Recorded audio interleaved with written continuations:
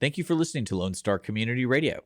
This program was broadcasted and recorded live from the LSCR studios in downtown Conroe, Texas. Lone Star Community Radio is supported by listeners like you. Donate and sponsor today. For more information on getting involved with Lone Star Community Radio, contact us at lscrstudios@gmail.com or visit us online at www.irlonestar.com. It is a fantastic day, and welcome to another episode of Genuine Business Stories. Today we're going to have Brandon Bain on.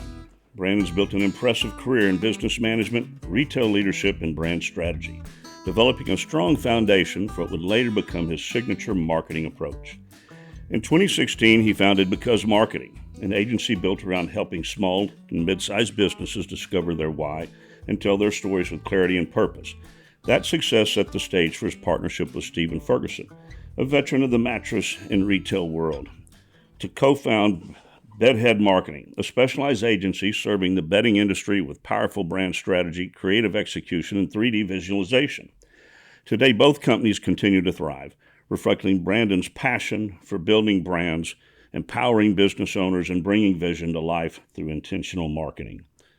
Last time we sat down with Stephen Ferguson to explore how a top-performing mattress industry leader helped shape Bedhead Marketing's operational heartbeat. Today, we're flipping the lens. We're hearing the brand builder's story from his early business experience to founding Because Marketing and co-creating Bedhead Marketing along with other multiple businesses with Stephen. So grab your coffee, settle in, and let's dive into Brandon's story.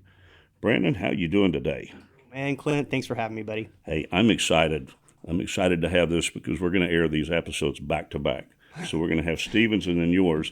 And with knowing both of you, highly respect both of you as friends and business owners, I see a good contrast. And you two as business partners work together probably better than any partners I've ever seen.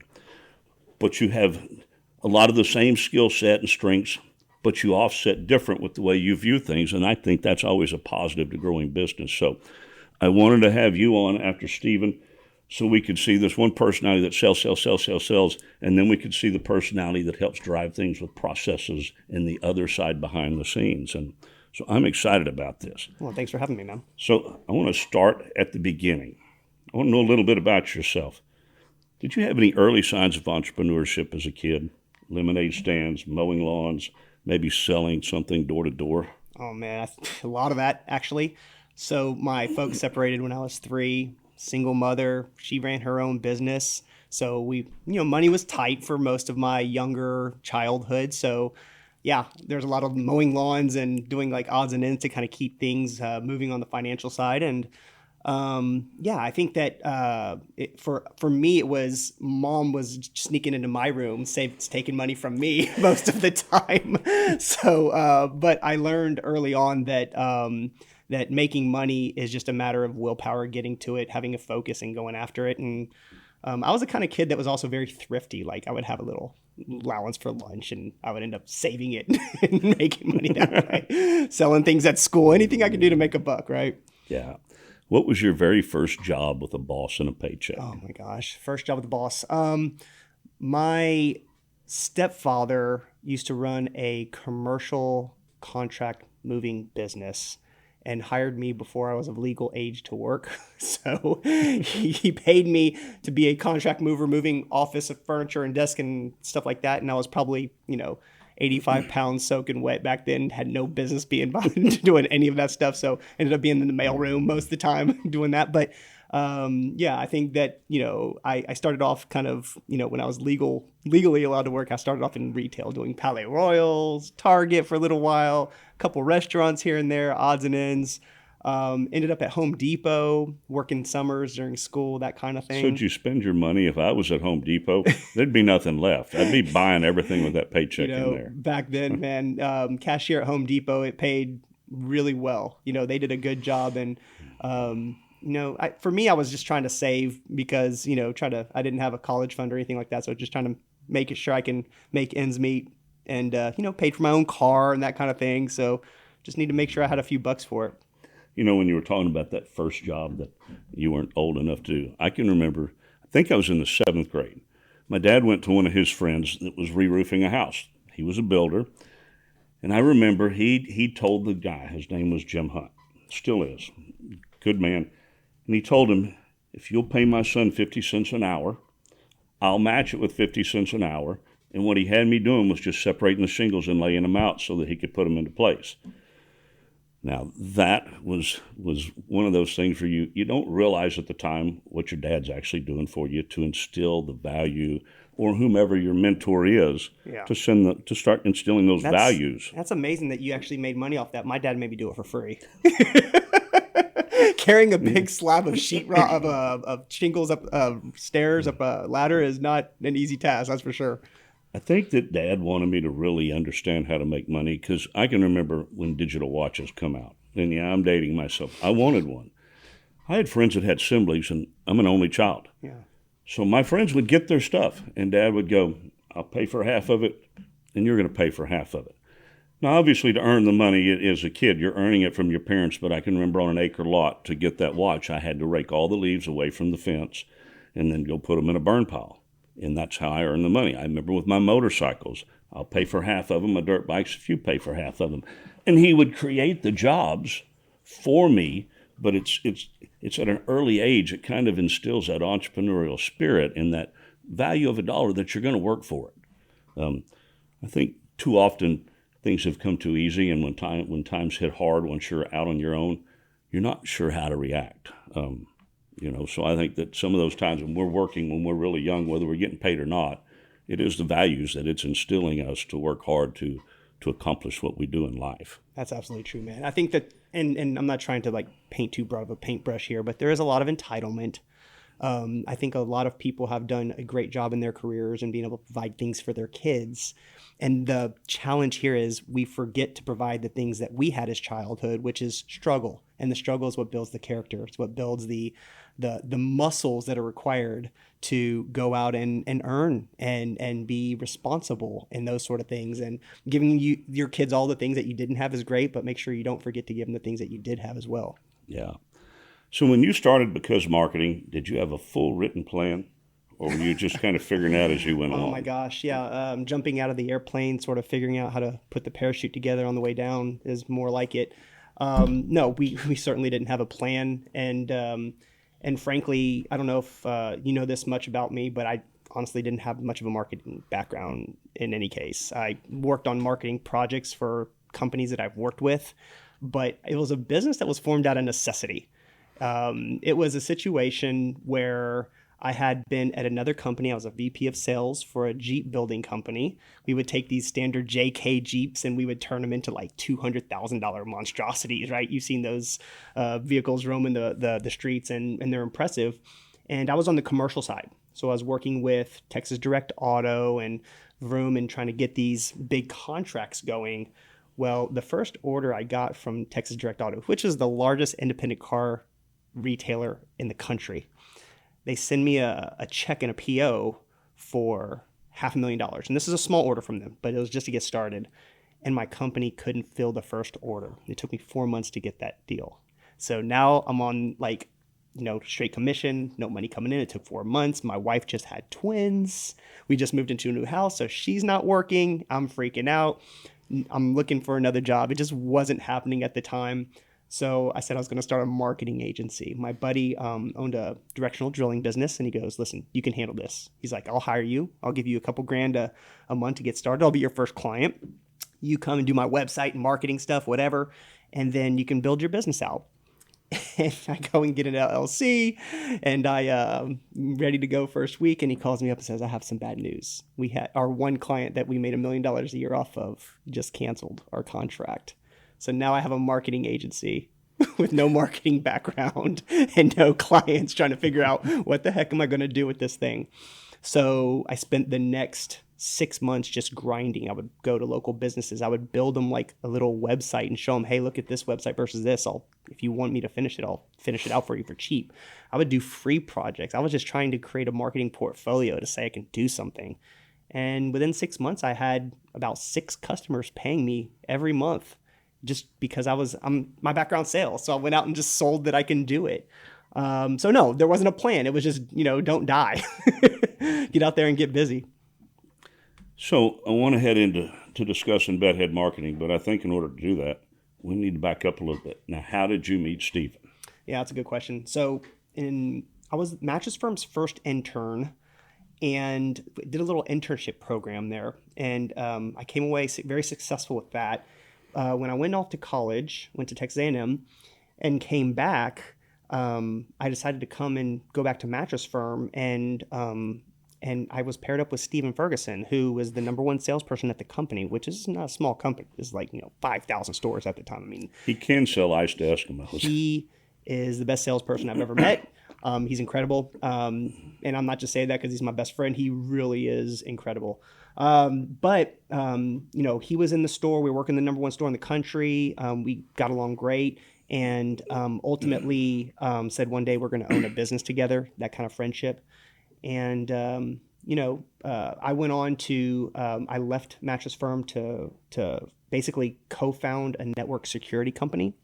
I did that for almost 10 years. And after that, I founded, I went into the VP of sales role at the Jeep company, and then I founded my marketing agency. Yeah, see, I didn't know about the first business that you had. Yeah.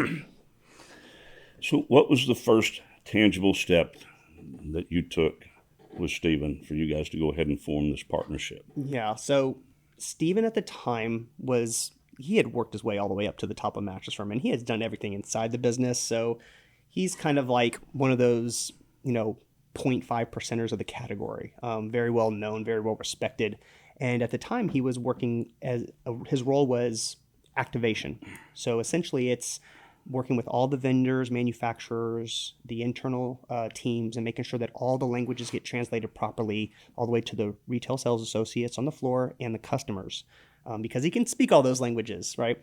So I started working with a company at Because Marketing called Sherwood Bedding. They are owned by Tempur-Pedic, but this is like their private brand product company. More their value center type stuff. And I was doing all kinds of stuff for them, from websites and pitch decks and graphics and, making the mattresses look good and all that kind of fun stuff. And Steven saw one of our designs, and there was something that he wanted to change on the design. And he goes to his team. Now, Mattress Firm has $1 million 3D graphics team. It's like they spend a lot of money to make sure their stuff looks good. And he says, who on the graphics team did this? And they said, oh, no, that's Sherwood did that. And he's like, no, Sherwood doesn't do stuff like this. Like they usually, it looks like someone drew it with crayon. Like Sherwood was kind of one of those companies. They weren't like pitching in the big leagues yet with their graphics. And he calls Pat O'Brien, who is their representative. And he's like, hey, who did this graphic? And he said, oh, that's Because Marketing. And Steven's like, Because Marketing, Brandon Bain? He's like, my Brandon Bain? Like, he's like, because he had just lived with me for like 6 weeks during Hurricane Harvey. He didn't even know I was working with the mattress companies. And he calls me up and he says, hey, you're onto something here. And 6 months later, we decide to form Bedhead Marketing. So I basically, at Because Marketing, I had, I think, 6 or 8 clients in the bedding category. They thought it was very easy to work with me because I knew the bedding industry. It was easy to talk to me and easy to understand what they were going for. So I brought those clients over. It was about $100,000 in business per year. It wasn't an incredible amount, but it was enough to kind of see that there was a case for it. And we formed a company that dedicated ourselves to only serving the mattress industry. Yeah, it's been a pretty amazing ride as I've watched you guys. Every brand starts with a belief and the courage to share it louder than your fear not to. Amen. So starting a business is never easy, even for somebody with decades of experience. What were some of the first challenges that you two come across with Bedhead? And I'm not going to say this was a challenge in the past, because I think it's a challenge in the present as well. If you know anything about Steven and I, you'll quickly find out that he's a ideas guy, a gas guy. We don't have a brakes guy. He and I are both that way. We're both like, good idea, let's do it. Let's go, right? And those are the kinds of attitudes that I think are important in the early stages of founding a business, is not considering every road bump 10 miles down the road, but just going after it and we'll figure it out together, having that enthusiasm to do things and say yes to things. But you quickly find out that if you say yes to everything, that can become a problem quickly because you have limited resources, limited time. You're not the expert at everything. So learning how to say no is a big problem. But the first thing that we decided was we're going to say no to anything that's not in our category because we are experts here. This is what we do. We know this. And so we say no to those outside our area of expertise. Now, those deals end up going to Because Marketing, but Bedhead is really exclusive to that. So learning how to say no was the first thing. The second thing is learning how to delegate responsibility to people that aren't us. Like, we want to handle everything. And the problem is, if you're working in your business, it's hard to be working on your business. You're not actually, you're doing the minutia as opposed to going out and growing it. So learning how to hire the right people, empower them with the right tools, give them the right, the right people in the right boat, go in the right direction, but, making sure that they are the kinds of people that represent us as experts. We say we'd rather hire a mattress person and teach them marketing than vice versa. That's how nuanced the mattress industry category is. And there's just not a lot of people with that kind of confluence of experience that they can know graphic design and know the mattress industry. So it's a very small subsect of people that we have to hire. And that is the biggest challenge for us. And you guys do hire the experts. We try to. We have some really, really good talent. Every obstacle teaches you to refine your process, not question your purpose. So I would say with you and Stephen, iron tends to sharpen iron.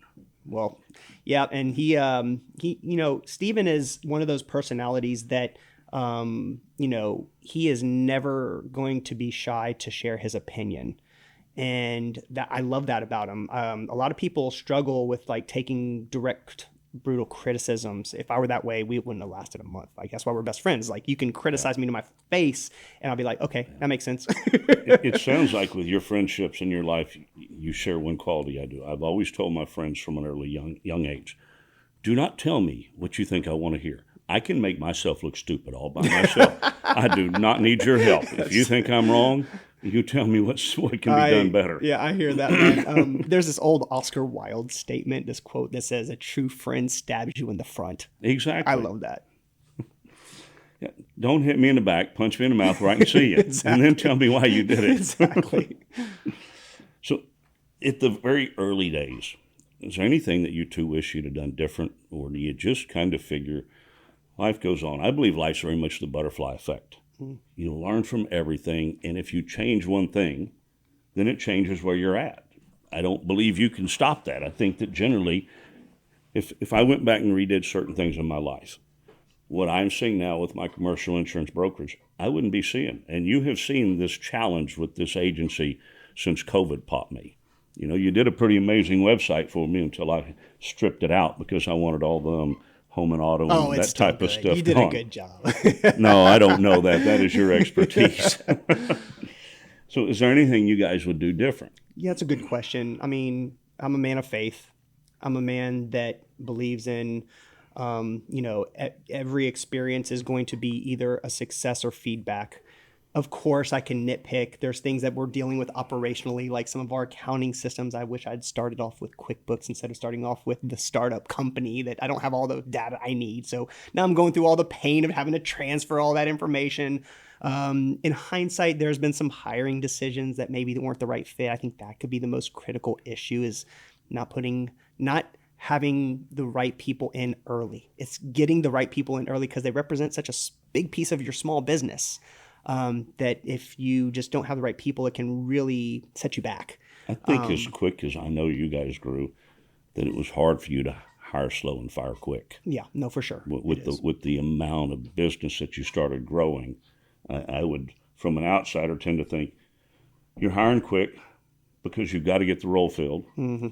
And then you're a little slower to fire because, even with some of the challenges, the person's still filling a role.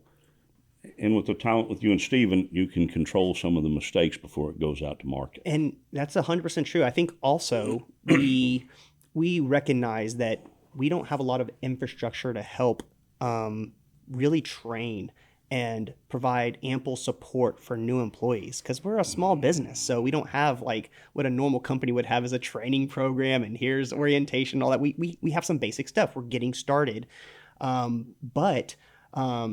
That I think that helps us say, okay, we're going to give you more grace, but we're all so busy. It's just hard to, so that's the thing that we need to work on is installing systems to make sure that everyone not only is in the right role, but they have the right services and training and tools that they need to be successful. But we have to hire people that, for all intents and purposes, they're running their own business within Bedhead Marketing. They're literally running their show, and they're responsible for their own P&L and their own time and their own. So these got to be big boys and girls.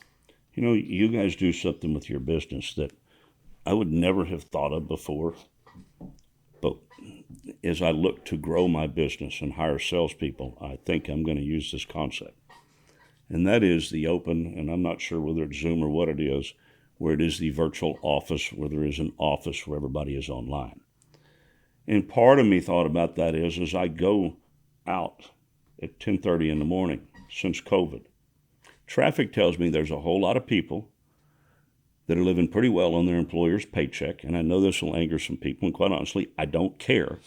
And you're not giving your employer 100% for the paycheck he's giving you. Because I know when I go out, not everybody on that road is a salesperson, not everybody's a business owner, but there is a heck of a lot of traffic. And it's not stay-at-home moms and stay-at-home dads. It's people that are on that company dime out running their errands and doing just what they need to get by. And it's not that you want to micromanage, because I've always said, if I have to micromanage somebody, then that's my fault. I hired wrong. I shouldn't have to. You should be that person if I hired right. But sometimes that accountability of having you pop in to collaborate with your team is important. And it's amazing when I've had situations like that, it helped me discipline myself, knowing I'm fixing to be back with my team and we're all going to talk about what we're doing. So I better have been doing something and not goofing off. Yeah, I mean, listen, I totally sympathize with that, because people do act differently when they feel like they're not being watched. That's true. And not everyone is a self-starter.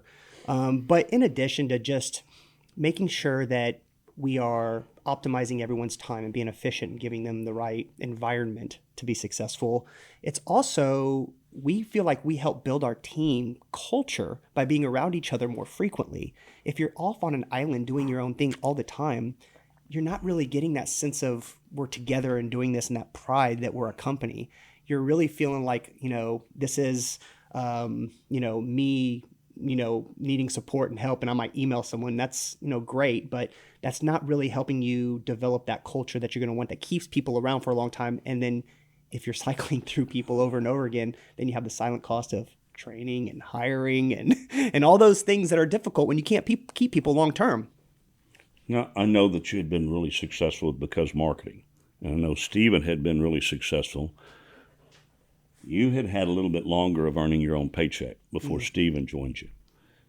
But what, from an outsider, it looked like we can call it God's blessing, that you guys become pretty profitable pretty quick to where you guys could do that. Because I know it had to have taken some focus away from Because. Not that you're not still running Because Marketing, but Bedhead just become, from what I saw, the snowball that started out small, but very quickly going downhill, was picking up a lot of momentum and still picking up momentum. And I believe you guys have also done a great job of spinning off other businesses from Bedhead. So it's kind of been a whirlwind from what I've seen over the last couple of years. So when you guys started, did you know before you did that you guys were going to be able to take a paycheck, or were you thinking we're going to live off of some savings? That's a good question. I think a lot of entrepreneurs probably want to hear the answers to, like, how do people do this? I'll tell both Stephen and my personal situations. Stephen left Mattress Firm and started off working for a company that was an aggregator of businesses, buying and selling Amazon companies. And that gave him a lot of experience. And we also co-founded Bedhead at the same exact time that he left, right? So he was doing that during the day and moonlighting at night, Bedhead Marketing. Yeah. And so he knew he had that on the side while we were developing Bedhead. Now, Bedhead, because I brought over about $100,000 in yearly revenue, we knew we were going to have something, right? So we knew there was going to be a few bucks in the bank in the beginning, no matter what. But we also I had Because Marketing that was doing very well. He had that, and then we sort of collaborated on Bedhead. And within about 6 months, it no longer made sense for us to put a fraction of our time into Bedhead, it made sense to put all of our time into Bedhead. So he left the aggregator and came full time. And that first year, we took what was $100,000 in just business and ended up making 700 to 7x that fast. And it was only him and I. That was it. So yeah, it was immediately successful because energy goes where attention goes, right? So we put all of our energy and attention into it. And I think that because marketing, it's still something it paces on its own. There are customers that get referred to it and things of that nature, and we love serving those people. But I'm not out actively marketing that anymore because this is the biggest thing that I learned about any business, but ours in particular with marketing is that it's really, really hard to stand out and differentiate yourself if you don't have a unique niche, right? And if you're a general marketing agency, there's a million of them. You can hit a 9-iron and hit another marketing agency here in Conroe if you wanted to. I'm sure there are 50 of them here. So why you? So that is the real challenge. It becomes a bloody ocean, red ocean of people fighting to the bottom on price. And that's just not the game that we wanted to play. We wanted to really be differentiated with expertise and be unashamed of why we charge our prices and be unashamed of, the things that we do and things we say no to. So anyways, to sum it all up, we knew that we would have some profitability from day one, but we also kind of started off by testing the waters just a little bit to make sure there was a proof of concept first. Well, I know you two are creative too. For those that are seeing this on video, you can see this cowboy hat. It's not that I don't have a southern drawl, and it's not that I don't wear boots, but I had a lifetime of corporate environment. And when Brandon and Stephen first said, put the hat on, I went, you lost your mind. I'm used to going to work in suits and a tie, and I'm done with suits and a tie. But and they're going, no, there are a million of you commercial insurance agents. There aren't a million of you in a cowboy hat when you're marketing. And what I have found is for branding, with the podcast, Front Porch Chats, with my business, you guys are right. This has become kind of like Donald Trump's hair, my brand with this hat. Well, what is interesting about that, if you don't mind, is we always teach if you really want to do well in marketing, make sure that your two things, you're authentic and accessible. And I think that the hat is more of a phenomenon of you showing that you're authentic, that you're not going to be something that you're not, because this is who you are, right? You took the hat off for work. No, let's put it on because this is who you are. And you're also extremely accessible. So those are the two kind of foundational key points. And frankly, I think it's just a good look for you anyways. Well, I appreciate that. And it's not that I didn't before. Pictures of my daughter, when I'm in the blue scrubs holding her, I'm in a white straw hat. Attaboy. So it isn't that when I was younger, it wasn't always on. It's just as your career progresses through corporate America, you tend to change your style of how you dress and what you do in corporate America to succeed and go along. Yeah, you're trying to figure out what do other people want and expect me to be. And I think that it's the moment that you say, I'm going to be my genuine self, is the moment, that aha moment, that you can actually, unlock additional advantages in your business. So marketing is literally your world. But how did you grow this Bedhead business in the early days? Was it mostly word of mouth, trade connections, digital outreach? Because I know initially you guys, you had a lot of relationships that you had, but relationships don't always turn into business. I've been in sales before in a community, in an organization. So in that association, just because you went from selling one product to the other, you can have that relationship with one product. But if you shift to sell a different product, those relationships are there. And they don't automatically just translate because hey, we like you. We're friends, but this is business. So how did you guys capitalize off of that? That's a great question. A little PTSD when you bring that up, because that happens. You're trying to leverage your black book for something else and it just doesn't work out. But so for us, our company spends $0 in terms of like actual advertising. So a lot of people how could you do that? We niched so hard that we niched in a niche. We're a niche in furniture. So it's a niche within furniture. And as a result, there's just no competitors that sort of do what we do as what we're offering, because everyone feels like they got to serve everybody. So number one is we started branding ourselves and doing social media, and Stephen and I would do a lot of thought leadership podcasts, that we would talk to each other about certain things that are happening in the category, which I think immediately got a lot of attention, saying, hey, these guys aren't tourists in this industry. These guys know what the heck they're talking about. So when a manufacturer calls us up, for example, and they want to develop a graphic, they don't have to tell us what a gusset is, a tape edge, helical wire. They don't have to tell us virtually anything. Most of the time we know more about the mattress than their marketing team does. So it's just kind of a neat thing. There's an electric fence around our industry, and it's hard to get into it. And if you're in, you're a lot more trustworthy. So we started off by doing the thought leadership and doing a lot of industry events. And there just weren't a lot of other service providers at these industry events. It's mostly manufacturers, retailers, and maybe some service providers like shipping and finance and stuff like that. And then you had us, and we're being contacted. People come up to us, hey, I'm watching your podcast, I'm watching your videos and all these kind of things. And we love it. And we started developing a brand that way. But I think that the single biggest mover for us, at least in the beginning, was networking.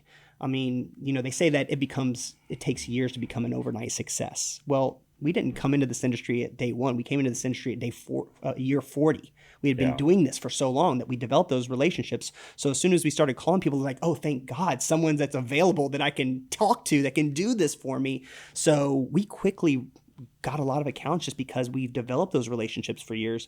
And I think that those two things, just being highly niched and being around in the industry events and then networking, was our two keys to success. With such a niche market, you're focusing on sleep and bedding. How did you figure out how to specialize? Because sometimes when you go to a niche, it is making you an expert, but it is also contracting your revenue avenues. So what do you guys do different than other marketing companies that might try to compete with you, would try to do? But let's say they're the because marketing and not the bedhead, and they're just, we do marketing for everybody. Right. So I have a philosophy that you have to really find your identity and what is your USP, your unique sales proposition, what makes you different. So our philosophy was to get very narrow in our industry, but get very deep in our service, what we offer as services, versus being very wide in the industries you serve, but very niche in the services. So let's say hypothetically you're wanting to start a new marketing agency.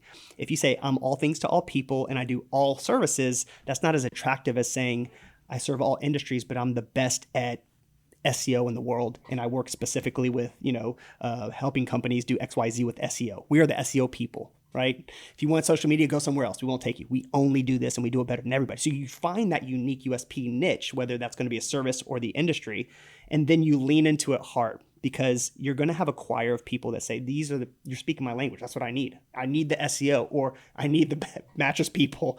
So I would say that that's really like my recommendation for trying to grow. A lot of people think, well, if I don't offer enough services, then my net won't be big enough, and I won't catch enough, be able to serve enough, or whatever. Or if I niche too hard into a particular industry, my total addressable marketplace, my TAM, my opportunity to earn, really takes a beating. But the truth is that it lowers your cost of acquisition of clients.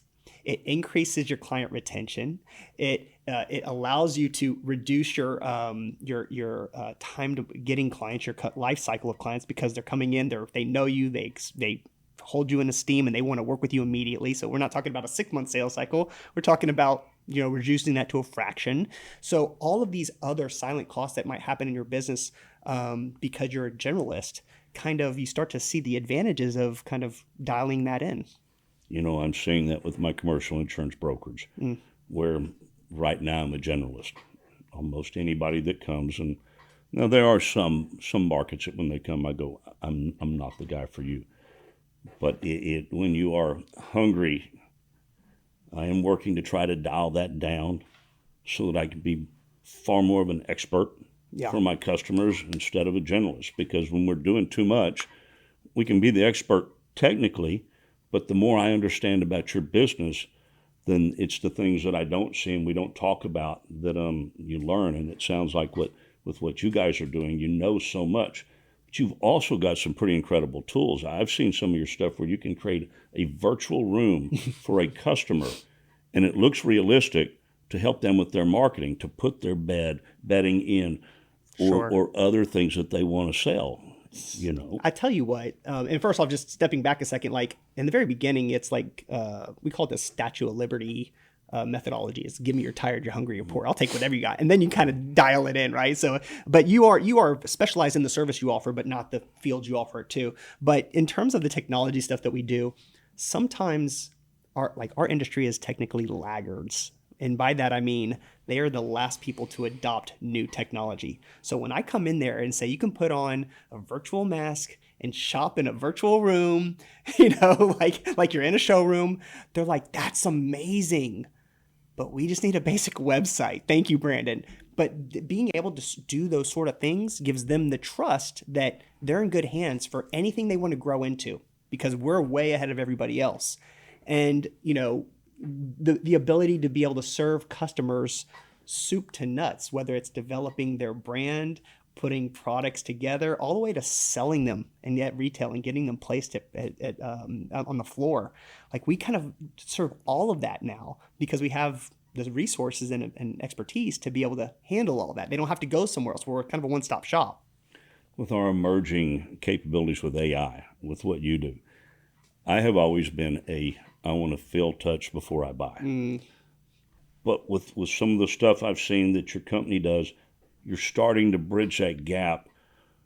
And the more I believe your industry can do online, then the more profitable they can be, because they can somewhat take their footprint down of, not that they would close all their stores or that, but if you can start maximizing that. And part of what I think that you can do with maximizing online is what you do. It's not just a picture. You bring it to life. And I think the more you can bring products to life, the more willing people are to buy online. I also know I'm speaking generational here. I'm the older side of Gen X. I'm the touch, feel, grab. Don't tell me to wait 2 days. If I need it now. And then there are the younger side of Z coming into our workforce that, oh my goodness, they'd stay home and order everything online. Right. So it kind of, but for the other generations, I think it's really maximizing what people can see and go, I can't touch it, but I feel like I can, because I'm getting a view of it. And to me, Clint, it's a great point. To me, it's really, the lesson here is, do you empathize with your customer's journey? Because there are going to be people like you that go into the store, I got to touch it, feel it, that kind of thing. There's always going to be those kind of people. And then you have younger generations that grew up as internet natives. They never knew a world that the internet didn't exist. They believe that if I don't shop online first, that I am not doing my due diligence.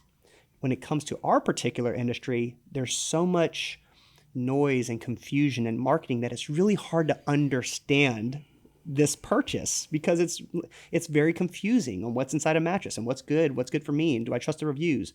So the more clear that you can empathize with your customer and then solve those problems for your customer, whether you're doing it online or in store, the better your business is going to be. And we actually look at it kind of, as we call it, omni-channel, where we understand that most people's customers' journey is going to start online, but most of them will end up in store.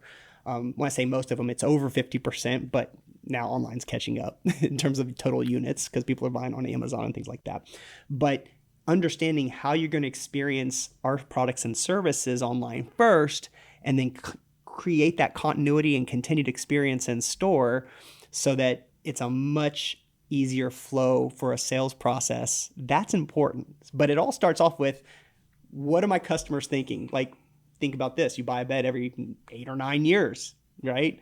Or if you're a realtor, maybe you buy a house every 4 or 6 years or whatever, hopefully longer. But you have to think about like the stress of it, the importance of it, the cost of it. We say that mattresses are grudge purchases. No one wants to go buy a mattress, but you have to, kind of like a roof, right? So if you're a roofer out there, like, you kind of get this. It's a lot expensive. Kind of like insurance. Insurance, that's another good one. You can't show it off. It's not like a grill. You can show off your grill, come over, have a party, check out my new furniture. You don't go into the bedroom. Stephen talks about this. You don't go show off your bed, unless you're weird. I guess you could. So you're spending a lot of money on something that's important, but it's kind of a grudge purchase. So you get into the customer's head on their customer journey and what they're feeling, and that they really don't want to be spending a lot of money. And how do you help them through that process? Great marketing doesn't create attention. It earns trust, one story at a time. And as I say that, also, and you can correct me if I'm wrong, there are marketing companies, but you guys are not just a marketing company. You guys are also a coaching company. You provide business coaching to sales staff, to if you've got showrooms, you guys' expertise are you know how to go in to help set up their showroom to increase their sales, where you can take the same products they've got, rearrange them, and they'll watch their sales increase. So if I'm correct, I understand a little bit about your business with there. Don't you guys do some of that stuff too? Yeah, man. Like, so we started off as a full stack marketing agency and graphics design company. That's essentially what we were in the beginning. And then our customers would ask for services. Do you know anyone that does this? Do you know anyone that does that? And of course, Steven and I, both being gas people, mount brakes, we were like, yeah, we can do that. And like, okay, let's figure this out, right? And there's a lot of examples of that. So we obviously do the marketing stuff. Everyone needs good marketing, good branding, websites, advertising, social, that kind of thing.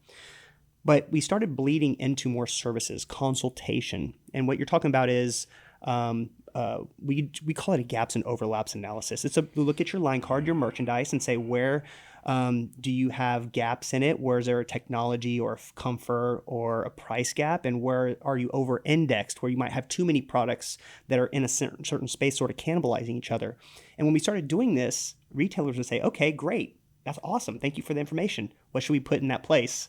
So then we started repping products and helping them in getting commissions by placing products that we felt were right. Now, we didn't rep every product, but products we felt were really good for our customers. And then they said, that's awesome. Now you got these great products in there. How do we sell them? So we hired Brent Batterman, who was a sales trainer at Mattress Firm for over 20 years, going around the country, training the best of the best in the world. And Brent is an amazing human being. If he weren't doing this, I swear to God, he would be a life coach. Like, he can make you laugh, cry. You want to hug him afterwards. He does all these incredible training events, and he installs sales processes to make sure that the sales team understands the process, understands how to sell that product, and the merchandising team is providing the right products with the sales process. And so we're kind of providing like I said it's a full stop, one-stop shop, but a full scope of support services. So we've changed the name from Bedhead Marketing to Bedhead. And now we have 5 businesses underneath our S Corp, if you will. And those range from sales to business bedding development. We actually have IP on a product called hemp foam, which is where you take polyol out of foams and you replace it with raw industrialized hemp. It's really neat. And we have equity positions in other companies. We have Bedhead as the marketing group. We're about to found Bedhead, which is going to be our sales training side. And then we have another company we just founded called Bedhead Network. That's cool. That's something I'm going to talk to you about, because I've had that idea from my side that I've put down. And so we'll have to discuss what you guys have going under on. NDA, of course. Under NDA. Two different worlds. Two different worlds. It sounds like something that I have worked in. And I think that you can see that with the one page we put together on my website of where my thoughts were. But with the podcast and the business, I thought, I've got two worlds I can join, with that. Exactly. And you guys are my experts in that stuff. This is always wonderful when you shut your topic down.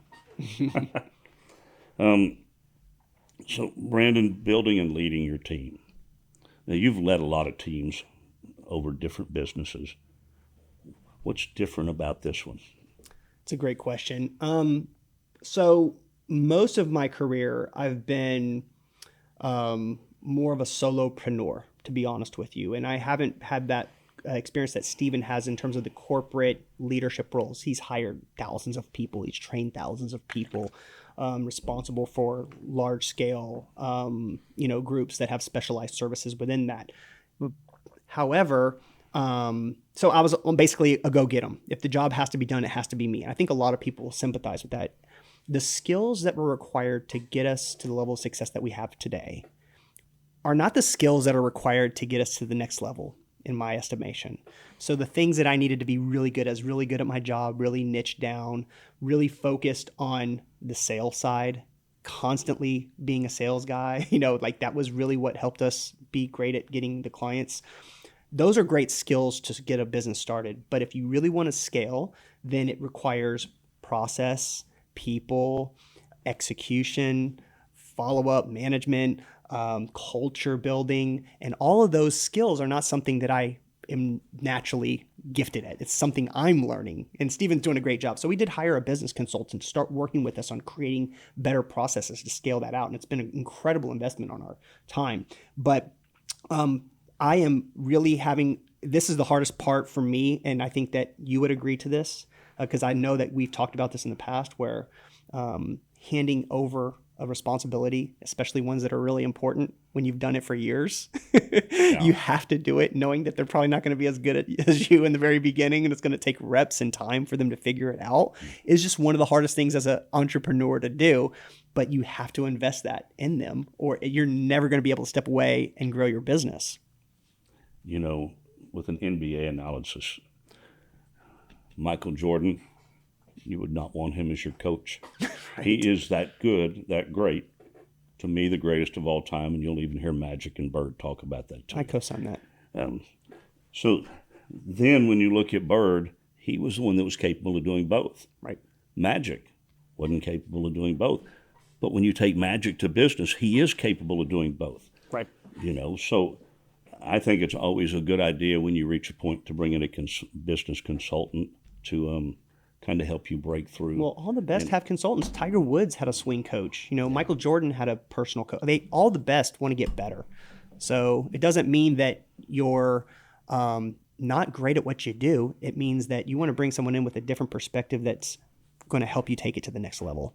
Yeah, well, but I agree with you that part of the challenge is when we find something we do really well, even when you hire somebody, they can be excellent. In your mind, they're not ever going to do as well as you did, and it's hard not to crush their creativity by constantly nitpicking what they're doing. That's a great point. When quite honestly, for everybody else, it probably is excellent. Sometimes I think as entrepreneurs, we might have a little delusion of grandeur in our own minds of what we specialize in, and it's not that we're not really good at it, but the gap between what we're teaching our staff to do might not be quite as great when we start teaching as in our minds we think, because, you know, I can be a hard person to please in certain areas. I mean, if I have something in my mind, I can remember telling somebody once when they kept pushing, I went, your idea is wrong. We're going to do it. Just understand you're not going to like the conversation when it fails. You're going to make me mad, and we're going to have to go back and redo it, and it's going to cost us. That was a younger version of me. I would not do that now. A little sharp edge you got there. I was quite young. I was in my early 30s at the time. You know, it wasn't something I'd do in my 50s, but we ended up doing what I wanted, and afterwards I thought, that was actually too manipulative to get me. That sounds about right. And I should not have done that. But, well, you know, with age. You learn with age. And there's a book that I read. I love this book. It's 7 Habits of Highly Effective People. And they talk about the difference in leadership styles between doership and stewardship. And doership is, like, I think he had an example of his child cutting the grass. And he says, doership is, I want you to cut my grass. You need to mow it this day. You need to edge it this day. You need to plant flowers this day. You need to fertilize it this day. That's a doership. You're like micromanaging the task, versus a stewardship is, he says, this is your lawn. You see that lawn over there? See how it's clean and green? That's the goal. You can do whatever you need to do to get it there, and I'm here to help you. Yeah. That's the difference. And sometimes we want to micromanage every little thing, but you got to focus on letting them take ownership and then giving them the reins. Well, and those comments were actually early 30s with an ex-wife. Well, it wasn't business. It was something that I knew was going to cost the family a lot of money. And yeah, so there's some justification there, I guess. Yeah, but in business, I agree with you. Point A, point B. I find a really good manager is you manage to the personality. Too many people want their personalities and employees to adapt to them. I don't believe that's the way you breed a whole lot of success. I believe we do have our processes that we need them to follow. But here's point A, here's point B, here's our budget, here's our timeline. Go get us there, and if you need help, come back and ask. Right. You know, if we take on too much, it's hard to be successful too. So with Bedhead Marketing, with all that you guys do to help businesses, pull out one time where there was something the company was somewhat struggling with, and you guys were able to come in and solve that problem for them, and now they've seen a good ROI on their investment in your Oh, business? okay. Yeah. So from a client standpoint, and he's a good friend of mine now, but there's a gentleman, his name is Ryan, and he has a business. It's now called Mattress Lab, but he started this business. And I'll back up a second. He was like a rep, a manufacturer's rep for the largest company, mattress company in the world. You can figure out who that is. And he's like, hey, I want to own, this looks fun. Let's do a retail business. Never sold in his life, never did retail in his life. He stood up a business, and he called it Moontree Mattress and Sleep, and he was struggling to get things going. He had all one type of product. The branding just wasn't there. It kind of looked amateurish. And he comes to us and says, I need marketing help. And we started asking him about his revenue, and they're taking losses and things like that. And I said, well, I refuse to market with you until you get to a certain point where it's viable, but I will consult with you once a month until you're there. So we consulted with him. Eventually, over time, we sort of work with him to change his brand from this nebulous thing that he couldn't describe, Moontree Mattress and Sleep, to Sleep Lab. And we branded it. We even made a Labrador, the mascot, right? Like a laboratory, but it's a Labrador. And it's really beautiful. Check it out. It's shopmattresslab.com if you want to check it out. But we basically made it a friendly place to go that has some unique differentiation. And he treats the sales process like your own experiment, and you're figuring out what you need. And his business has just boomed. We're talking about going from $20,000 to $30,000 type months to $150,000 type months within a year. And he's just every month he calls me, he's like, my mind's blown at this. I'm like, well, at some point you're just going to expect it. So I'm glad that your mind's blown because we got here so quickly. But there was a lot involved there. So we started off with websites and then doing SEO and brand. And then he's doing all kinds of other local guerrilla marketing efforts that we've advised him on, and a lot of merchandising that we've advised him on. And he's gotten out of just doing one manufacturer's products, and he's diversified his portfolio, and he is crushing it. So we're really proud of him. And, I can point to a big company because we work with the biggest in the world, Tempur-Pedics and Purples and Mattress Firm. We work with all those companies, but the ones I take the most gratification from is one that I can take you from where you are there within a year and a half to where he is today, being very successful, calling me, wondering if he's going to be able to do this and, not put food on the plate, versus a business where he's like, I'm ready to start expanding and having multiple locations. And that's a huge, huge feather in our cap, I think. Yeah. When you help another business find its voice, you amplify your own impact. How do you balance creativity with results when you're serving so many different brands and retailers? So you have a lot of your clients working in the same space, which means everything you do needs to somewhat be fresh for that company. Instead of, you can't just do the same routine. Now you can use the same mind process, your thought process to get them there. But with creativity, how do you guys manage never running out of being creative? Yeah, no, it's a challenge. And I think that's one of the reasons why we can charge what we charge. But the fact that I was once told this by a physician. He was a podiatrist. And I said, well, why would I come see you for my foot and ankle versus going to like an orthopedic surgeon? And he says, well, do you want to go? We're both going to use the same medical principles to fix your foot. I was like, okay, cool. But why you? He said, well, I see 20 to 30 feet per day. He sees 20 to 30 feet per year. Who are you going to trust?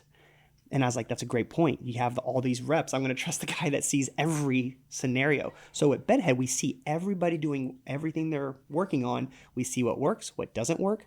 So if we know what logos we can't make because that's already been done, and we know universal principles that are working and being applied in certain areas that we can apply without stealing, but principles that are working. We also know what not to do. But we try to take inspiration for creativity also outside the industry. We have this thread that's an email thread or a text thread that we're constantly sending ideas and updates. And it might not be something in the bedding industry, but like, check out what this company is doing with their marketing. Like, we can learn about this. Here's an influencer doing something different. Here's a really unique, style approach that's different. And some of those we just borrow from other industries, and they inspire us to bring something new to our industry that might not have been done yet. So yeah, I think that the creativity part is the hard part. But frankly, just like Steve Jobs said, good artists copy and great artists steal. So we try to steal, but just not from our own industry. Yeah. So where do you see you guys in 5 years? I mean, how many businesses without, I know some of the stuff you have is kind of proprietary because of the stages. So how many businesses now do you guys have?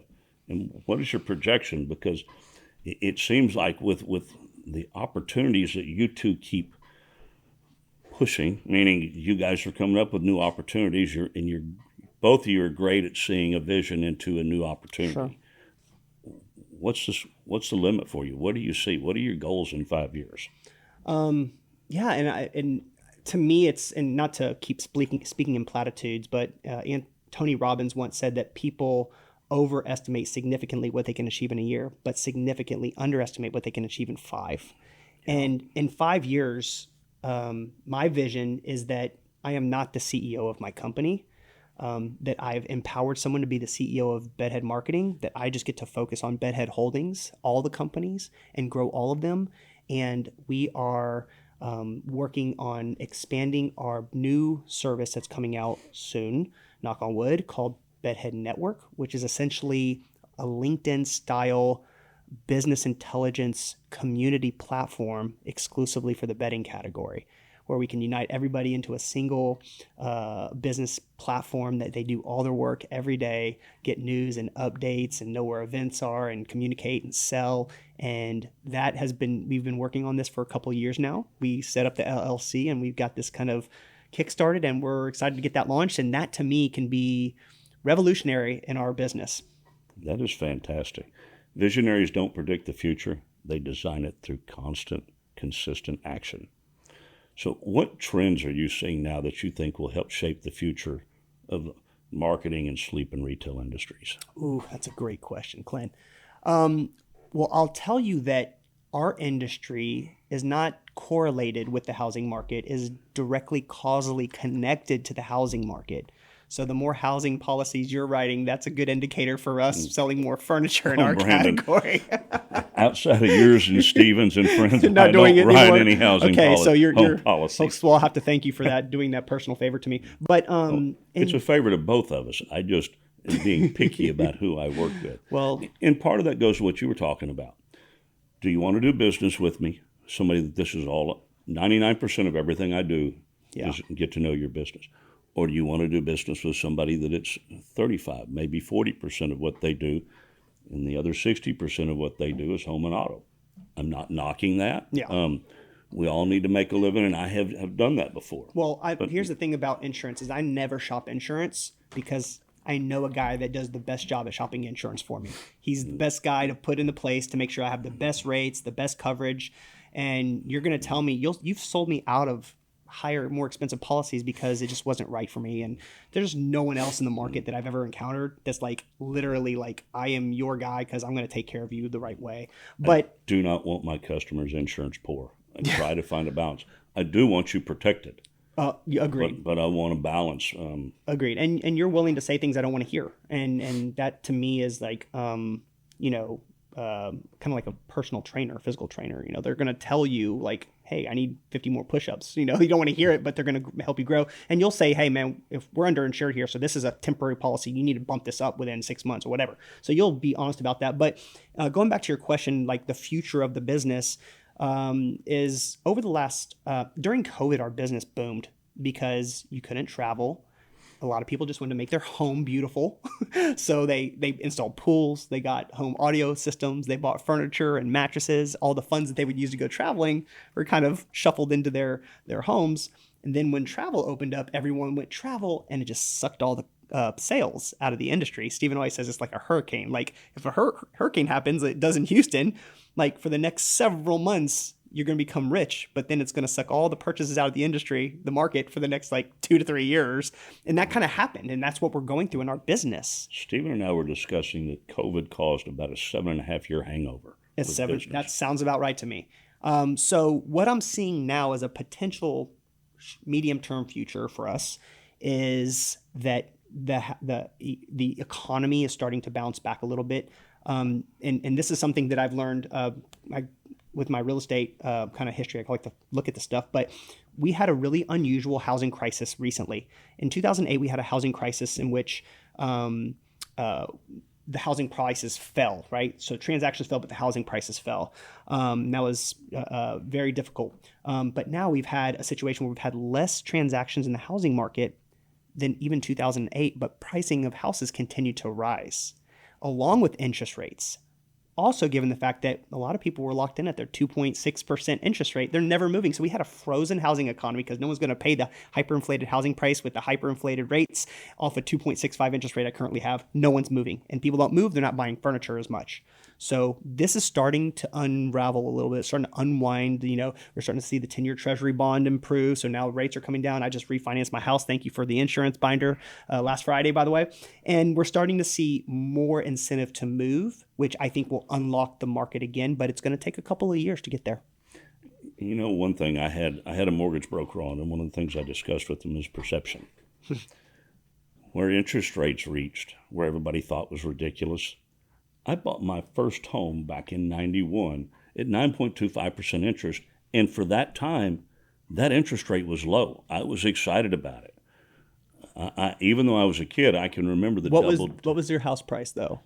42.5. There you go. So you can handle a 9% interest rate on 42.5. No, but the point there is it's also perception. If we'd never seen, then we tend to adapt as humans to our environment. Agreed. Yeah, your reference point's a little different. I remember my folks had like a 12% interest rate on their house, but it was a $50,000 house. So I can tell you, I don't want to buy because of the reason until it gets cheap enough. Once Alicia and I get married, but it's still one of those things where you're going, that interest rate needs to come down. Yeah, and a lot of people think that way. Like just a couple of points can drastically change your monthly payment.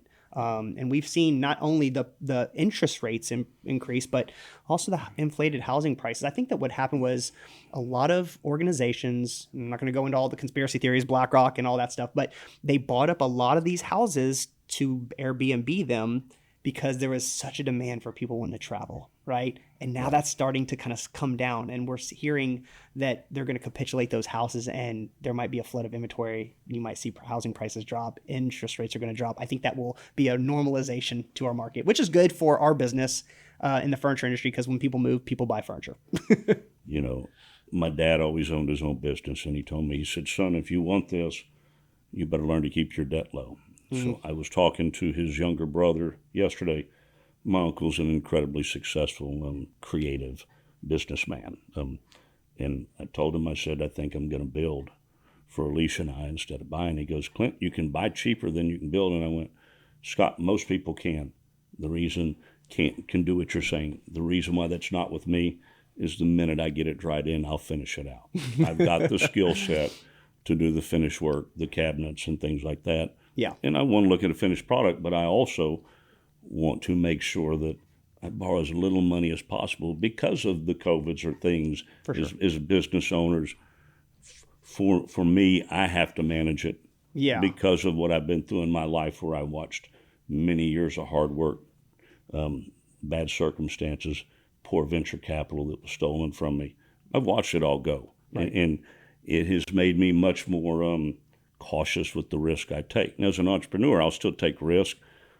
But there was a time in my life where it's like, let's see what happens. And now it's like, it's pretty calculated when I take. And that was the conversation most people had about real estate. It's always cheaper to buy a pre-owned. But like an article came out, I think it was 2 months ago, that said for the first time in our country's history, it was cheaper to build than buy a re-existing home, because the builders were offering incentives that just could not be matched by people reselling their home. So it's really interesting. Maybe you're onto something already by building. And part of it is a lot of people, and time will be very much a tell.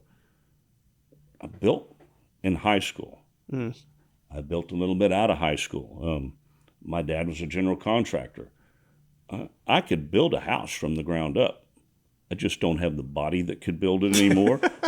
and I don't have the time. So realistically, my thoughts are, if I can get to a point where I can get it dried in and I can take it from trim work and cabinets, then I am saving a chunk of money off of there. When you get to that point, if there's anything I can say to help you out, let me know.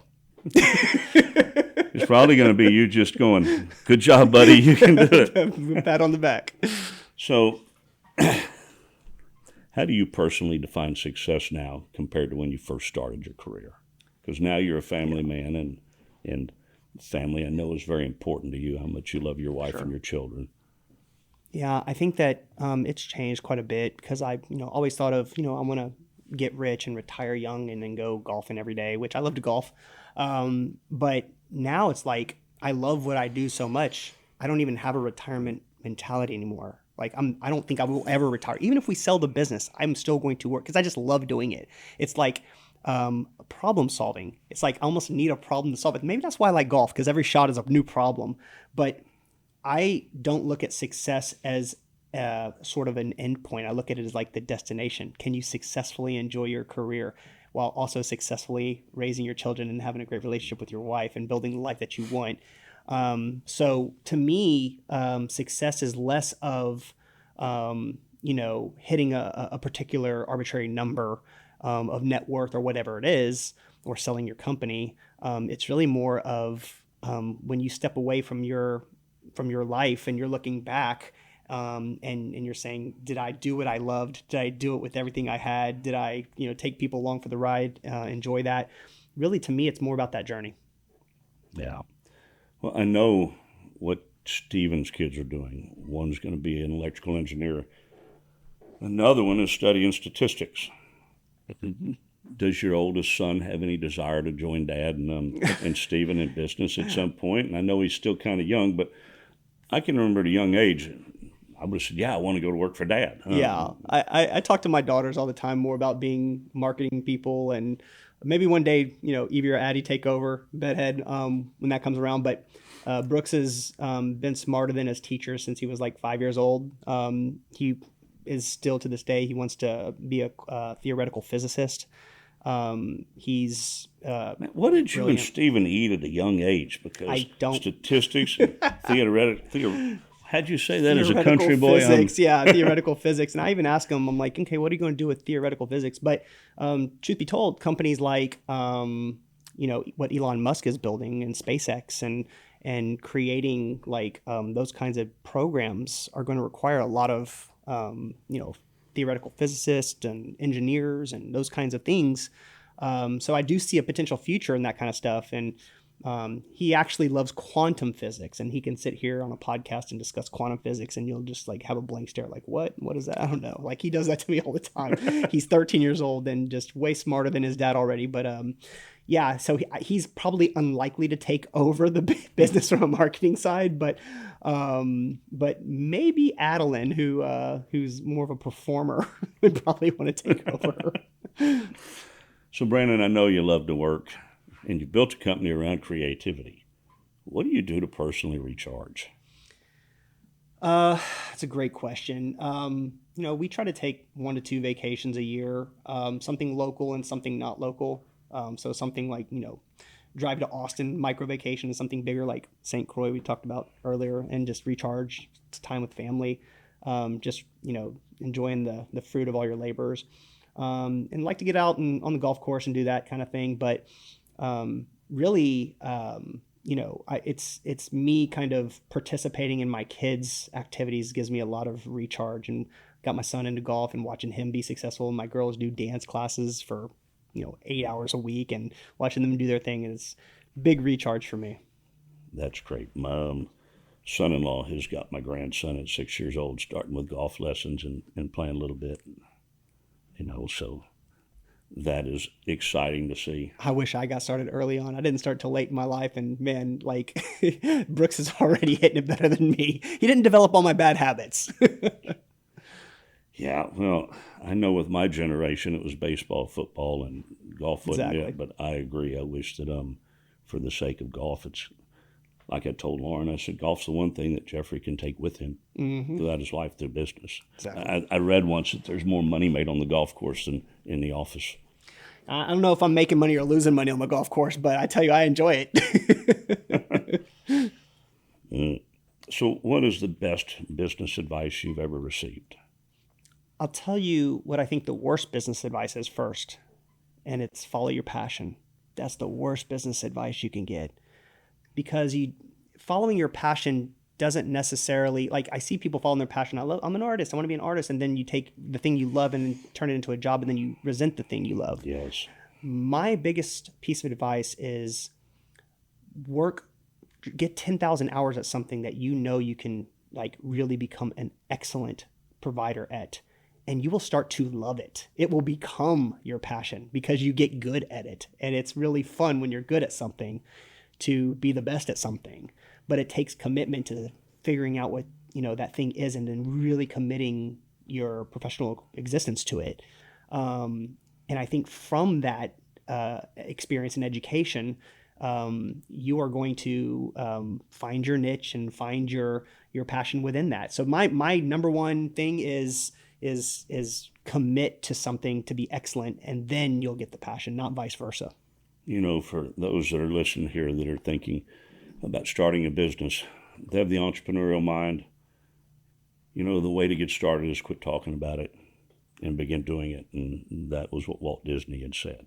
Mm-hmm. So, Brandon, I want to take you into the lightning round. Oh, goodness. Morning person or night owl? Morning. Coffee or energy drink? Coffee. Favorite travel destination? St. Croix. Most memorable sales promotion you ever ran? Most memorable sales promotion we ever ran at retail?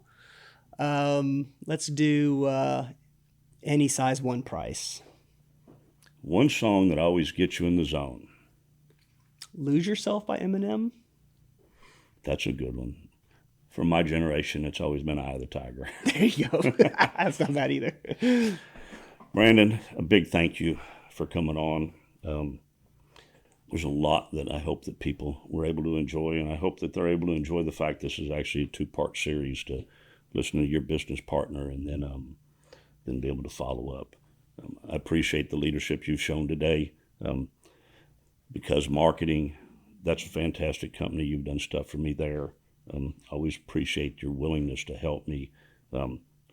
All the success you've had with Bedhead Marketing, I appreciate you coming on and sharing that with us today. To our listeners, thank you for tuning in to another episode of Genuine Business Stories. If you're enjoying the show, we'd love for you to consider becoming a sponsor or making a donation back to Lone Star Community Radio, or simply sharing this episode with a friend, neighbor, and fellow entrepreneur. Without Lone Star Radio, this show is not possible. I very much appreciate Dick, the producer of the show, and all that he does for the show, too. Until next time, keep showing up, keep building, and keep it genuine. Thank you.